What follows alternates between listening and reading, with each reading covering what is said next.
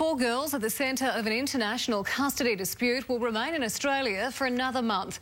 A family court judge will allow the girls' mother to challenge his original ruling to send the children back to Italy. Here's Ursula Hager. The anguish of a lengthy court battle was clear as family members arrived at court. Nobody's going to give up.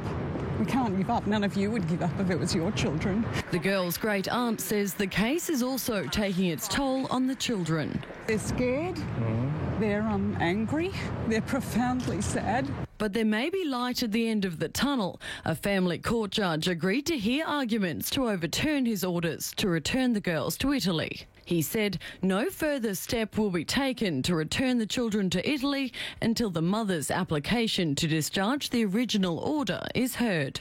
The family court had previously ordered the girls be returned to Italy in accordance with the Hague Convention. Elated.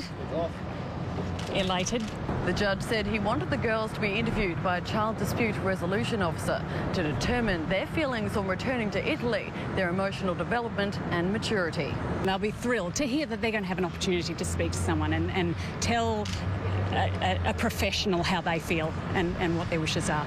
The case will return to court on September 27. Ursula Hager, 10 News.